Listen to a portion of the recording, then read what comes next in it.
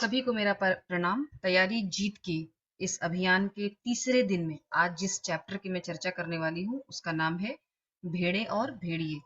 ये जो हमारा अभियान है वह अभियान है 40 में 40 अंकों को हमें प्राप्त करना है। कैसे प्राप्त करना है, बस उसी की तैयारी का आज ये हमारा तीसरा दिन है।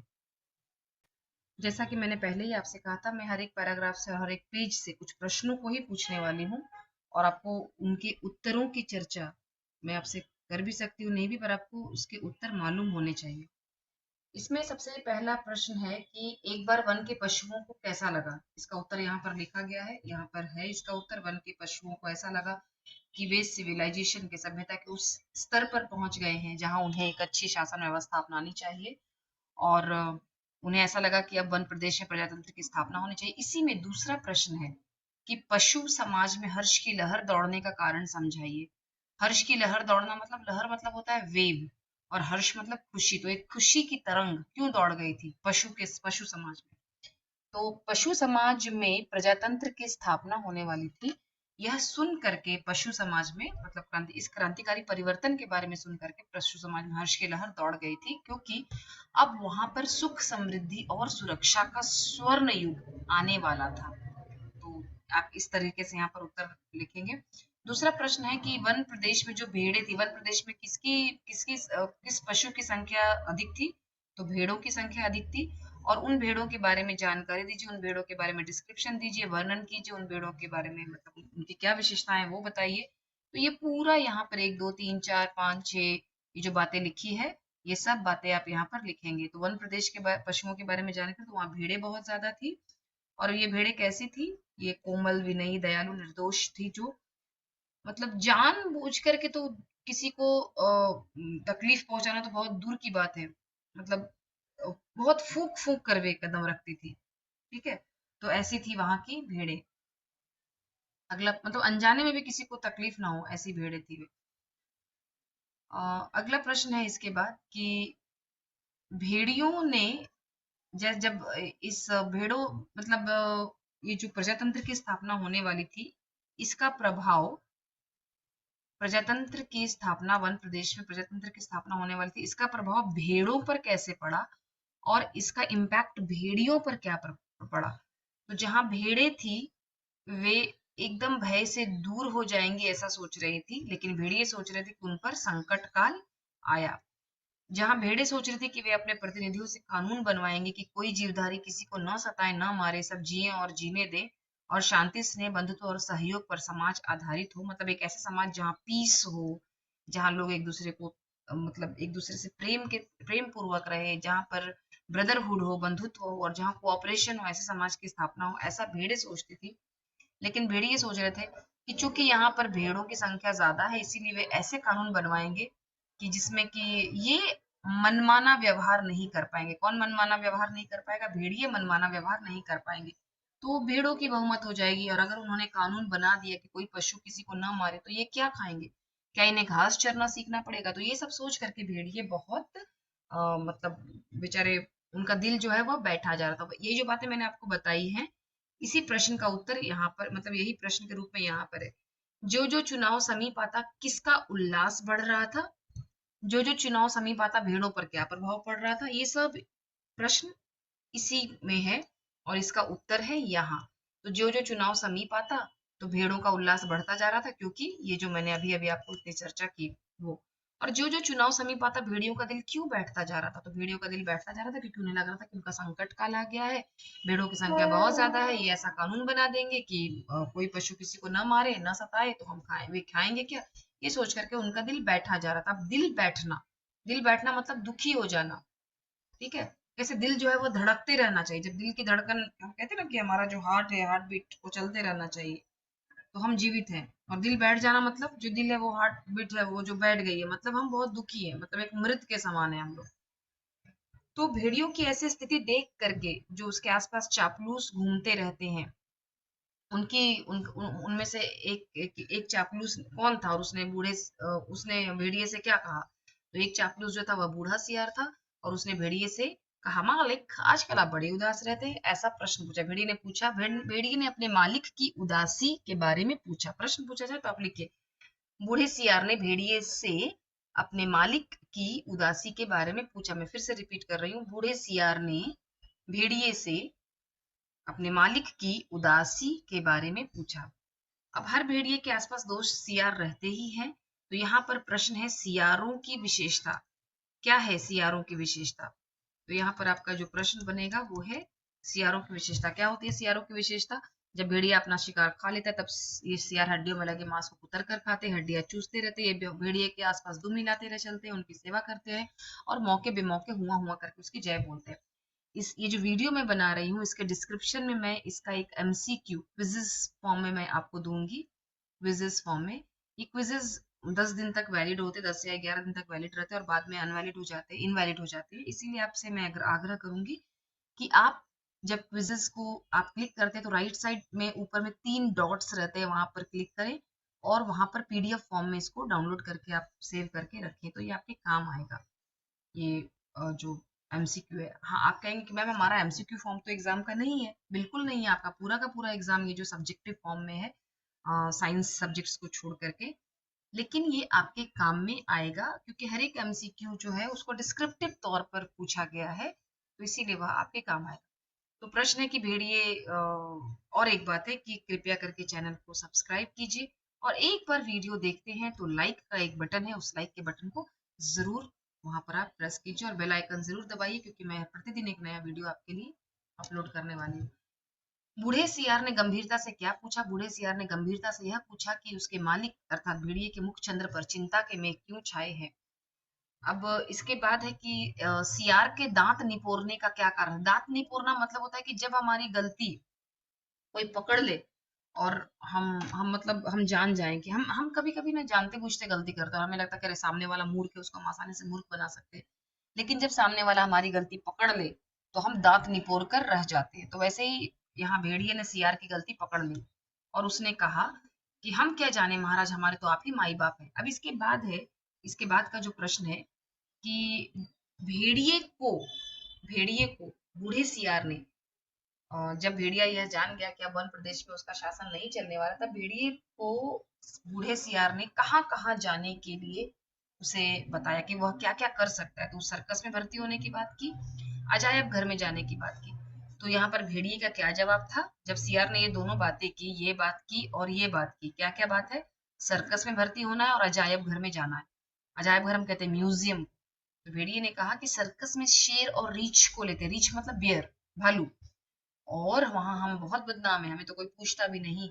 और अजायब घर में अब इंसान इतने वियर्ड हरकत करने लगे, इतने अजीब हरकत करने लगे कि अब इंसानों को ही अजायब घर में रखा जाने लगा है, ये उसका कहना था, भेड़िए का कहना था। तो अब बूढ़ा सियार जो था वह ध्यान मग्न हो गया, ध्यान मग्न हो गया मतलब सोच में डूब गया और उसने एक आसमानी बात की। आसमानी बात मतलब असंभव बात। उसने कहा कि अगर आपकी मेजोरिटी वन प्रदेश में हो जाए तो क्या ख्याल है आपका? उसने कहा मेरी मेजोरिटी कैसे हो सकती है, ये कैसी आसमानी बातें करते हो? किसने कही ये बात? भेड़िया चिढ़ गया, इरिटेट हो गया, अरे क्या क्या बातें करते हो तुम, मेरी मेजोरिटी कैसे हो सकती है? हमारी आबादी है सिर्फ 10% और भेड़ों की आबादी है 90%, 90%। तो भला वे क्यों मुझे चुनेंगे अपने राजा के तौर पर? लेकिन अपने दिल की बात उसने कही, उसने कही अपने दिल की बात, भेड़ी ने अपने दिल की बात कही, वह राजा बनना चाहता था। उसने कहा लेकिन हाँ, अगर ऐसा हो सकता तो क्या बात थी। तो एक दिन का समय मांगा। किसने एक दिन का समय मांगा? बूढ़े सियार ने एक दिन का समय मांगा। क्या बनाने के लिए? योजना बनाने के लिए। क्या योजना बनानी थी उसको? तो आगे आएगी योजना, लेकिन उसने एक शर्त रखी। क्या शर्त रखी उसने? कि जो मैं कहूंगा वो आपको करना पड़ेगा। तो मरता क्या ना करता, मुसीबत में फंसे भेड़िए ने अपने सियार को अपना गुरु माना और आज्ञा पालन की शपथ ले ली उसने। अब है कि बूढ़ा सियार कितने सियारों को लेकर के आया था? 3 रंगे सियारों को लेकर के आया था। पीला रंग, पीला रंग कौन है? जो कवि है वो पीला रंग है। हरा रंग कौन है? हरा रंग जो धर्म गुरु है वह हरा रंग वाला सियार है।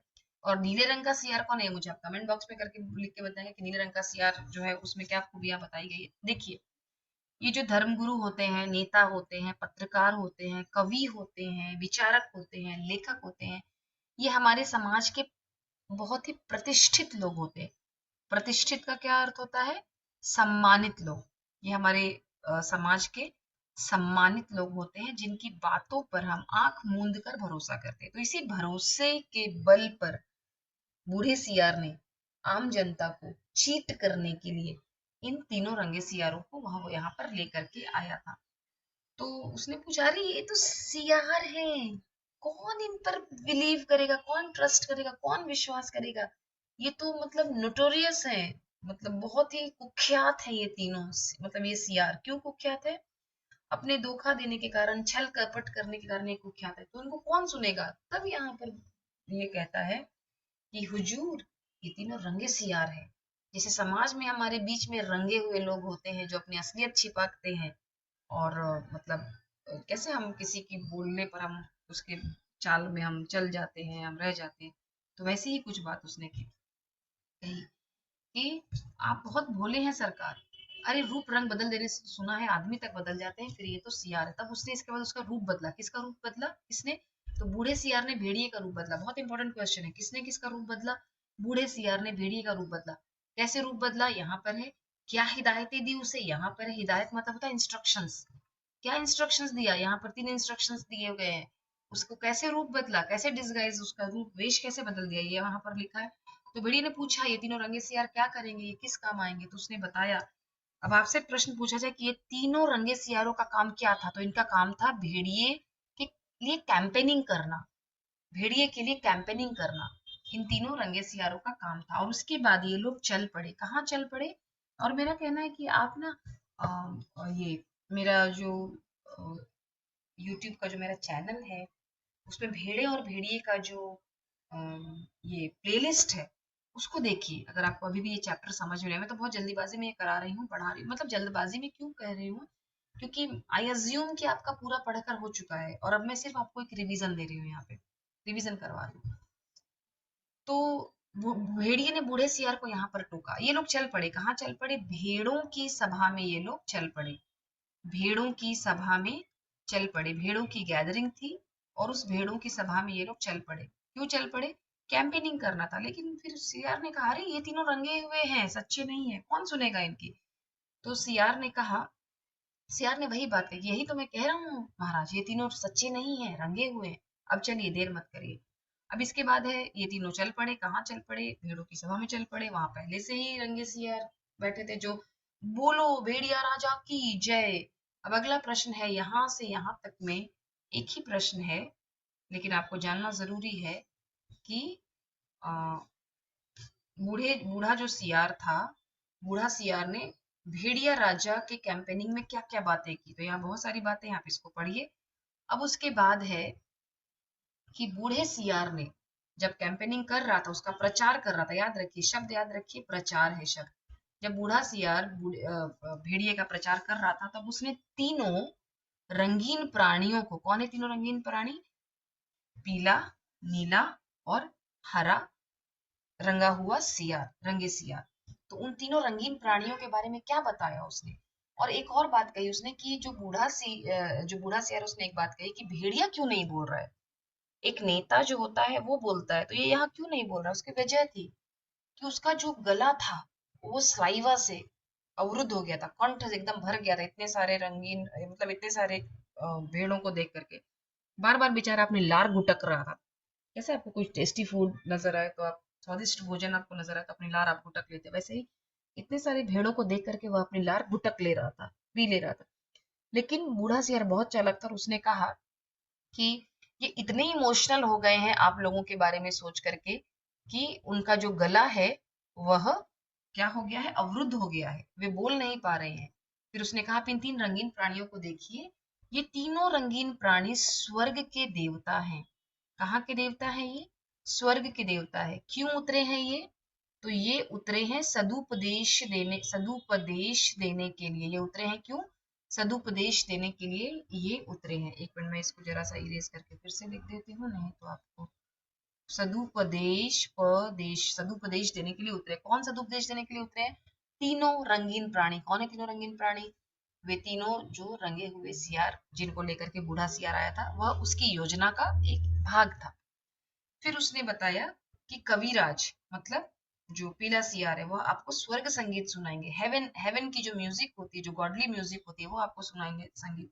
और पीला सियार बेचारा मद में तो था ही और हुआ हुआ चिल्लाने लगा। अब उसके हुआ हुआ चिल्लाते ही और भी चिल्लाने को तैयार हो गया, और भी जो सियार थे वहां जमा थे वे सब भी चिल्लाने के लिए सब तैयार हो गए और चिल्लाना शुरू कर दिया।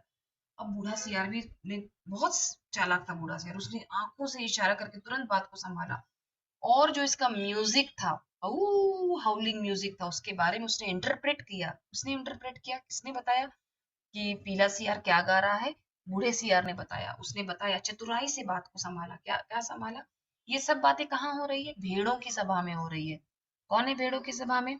भेड़ों की सभा में, भेड़ों की गैदरिंग में बूढ़ा सियार, तीन रंगे सियार और भेड़िया आया है, और ये उसके बारे में बात करे। तो उसने कहा कि अरे भाई, जो कवि होते हैं ये कोरस में गाते हैं, ग्रुप में गाते हैं, अकेले नहीं गाते हैं। तो वह कवि भी क्या कवि जिसकी कविता तुरंत समझ में आ जाए, वह कवि भी क्या कवि जिसकी कविता तुरंत समझ में आ जाए। तो चलिए मैं समझाता हूँ कि अभी अभी पीले सियार जो कविराज हैं उन्होंने आपसे क्या कहा। पीला सियार कविराज, तो उसने कहा कि जैसे स्वर्ग में परमात्मा है वैसे ही पृथ्वी पर भेड़िया, यानी अर्थात मैं ये आपको क्या कहना चाह रही हूँ कि उसकी हाउलिंग में जो वो हाउलिंग कर रहा है बूढ़ा सियार, उसमें वो क्या गा रहा है यह इसने समझाया कि जैसे स्वर्ग में परमात्मा है वैसे। तो ये पूरा पैराग्राफ में यहाँ से यहाँ तक वह बता रहा है। अब नीले सियार की बात आई। मेरा प्रश्न नीले सियार के बारे में, मतलब नीले सियार ने यहाँ गैदरिंग में उनको क्या कहा। फिर उसके बाद है हरे रंग के सियार ने क्या कहा। ये प्रश्न है यहाँ पर कि जो यहाँ त्याग करेगा वह उस लोक में पाएगा, जो यहाँ दुख भोगेगा वह वहां सुख पाएगा, जो यहाँ राजा बनाएगा वह वहां राजा बनेगा। और बड़ी विडंबना की बात है कि धर्म के नाम पर लोगों को उल्लू बनाना बहुत आसान बात है। तो इसीलिए तो ये हरे रंग के सिया धर्मगुरु ने उपदेश दिया। और इस तरह से इन तीनों रंगे सियारों की मदद से उन्होंने क्या किया, उन्होंने भेड़ों के हृदय पर भेड़िए का सिक्का जमा दिया। और भेड़िया राजा, जब चुनाव हुआ, पंचायत का चुनाव हुआ जंगल में, से भेड़िया जीत गया। और बड़े दुख की बात है कि उसने जो पहला कानून बनाया, प्रश्न पूछा जाएगा कि भेड़ियों ने भेड़ों की भलाई के लिए पहला कानून क्या बनाया। तो हर भेड़ियों को सवेरे नाश्ते के लिए, मैं बताऊंगी नहीं, आप यहाँ पर पढ़िए और आप यहाँ पर खुद से आप यहाँ पर लिखिए उसे। अब कुछ और प्रश्न है आपके लिए। सियार सब जानता था मगर जानकर भी न जानने का नाटक करना न आता तो सियार शेर न हो गया होता। ये क्यों कही गई है, यह कथन क्यों कहा गया है? तो देखिए, हर एक जो कद्दावर नेता होता है, कद्दावर नेता कहने का अर्थ है जो प्रभावी नेता होता है, उसके आगे पीछे बहुत सारे लोग घूमते हैं और उसकी हाँ में हाँ मिलाते हैं, वो इसका काम करते हैं। तो बहुत सारे ऐसे लोग होते हैं जिनमें बोलने की कला होती है, जो लोगों को अपने भाषण से प्रभावित कर सकते हैं। बहुत सारे ऐसे लोग होते हैं जिनके पास दिमाग तो है पर बोलना नहीं जानते। तो इस तरह से ये दोनों एक दूसरे के काम आते हैं। तो सियार चालाक था मगर उसमें लीडरशिप क्वालिटी होती है, नेतृत्व का जो गुण होता है, यह गुण नहीं था उसमें। दूसरी बात, वह चालाक तो था मतलब, लेकिन शरीर से इतना मजबूत नहीं था कि वो अपना शिकार करके खुद खा सके। इसीलिए उसने जानकर भी न जानने का नाटक किया। भेड़िए के चेहरे पर चिंता के बादल क्यों छा गए थे? तो भेड़िए के, ये मैंने आपको बताया है ऑलरेडी, अभी जब जब डिस्क्रिप्शन वाला, चिंता के बादल छा गए थे, वहां पर प्रजातंत्र की स्थापना होने वाली थी। अगर ये सभी कानून बना देते कि कोई किसी को मतलब सताएगा नहीं, मारेगा नहीं, सभी लोग अहिंसा का पालन करेंगे, तो फिर ये खाएंगे क्या? इसीलिए ये लोग चिंतित थे। बूढ़े सियार ने भेड़िए को जंगल छोड़कर न जाने की सलाह देते हुए क्या क्या बातें कही? तो मैंने ऑलरेडी बताया, तीन बातें उसने कही थी, दो बातें कही थी। एक तो सर्कस में आ जाए या फिर वह चला जाए ये म्यूजियम में जाए। तो बूढ़े सियार ने जब ये बातें कही तो भेड़िए ने क्या जवाब दिया, ये भी बहुत महत्वपूर्ण प्रश्न है। भेड़िए के अनुसार सियार ने कौन सी आसमानी बातें मतलब असंभव बातें कही थी? तो उसने असंभव बातें कही थी कि अगर पंचायत के चुनाव में भेड़िए की जीत हो जाए तो फिर कैसा रहेगा, यह बातें उसने कही। इसके साथ साथ कुछ जो प्रश्न है, सियार ने भेड़िए का रूप बदलने के लिए क्या क्या किया, ये मैंने ऑलरेडी आपको बताया है। भेड़ियों ने भेड़ों की भलाई के लिए पहला कानून, ये भी बता दिया मैंने आपको। इसमें से जो सबसे महत्वपूर्ण जो प्रश्न है, एक और जो प्रश्न है मैं आपको बताती हूँ इसमें। प्रस्तुत कहानी का संदेश लिखिए। क्या है इस कहानी का संदेश, क्या है? यह आपके लिए बहुत इंपॉर्टेंट है। मैं एक बार पढ़ती हूँ, ध्यान से सुनिए। प्रस्तुत कहानी भेड़ें और भेड़िए प्रजातंत्र की कमजोरियों पर करारा प्रहार करती है। भेड़ों के माध्यम से भोली भाली जनता को प्रस्तुत किया गया है और इसका फायदा किस प्रकार से नेता और उनके खुशामदी उठाते हैं, इस बात को बड़ी सजीवता व रोचकता से भेड़ियों के माध्यम से प्रस्तुत किया गया है। लेखक हमें स्वार्थी, मौका परस्त, धोखेबाज नेताओं और उनके चापलूसों से बचने की और चुनाव के दौरान अपनी सूझबूझ का प्रयोग करने की सलाह दे रहे हैं। साथ ही लेखक कहना चाहते हैं प्रजातंत्र का अर्थ है एक ऐसे समाज की स्थापना जहां कोई जीवधारी किसी को न मारे, न सताए, न ही शोषण करे, सब जिए और जीने दे। शांति, स्नेह और बंधुत्व पर आधारित समाज, मतलब पर समाज का आधारित होना ही वास्तविक प्रजातंत्र है। मैं आशा करती हूँ आपको यह वीडियो बहुत काम में आएगा। प्रणाम।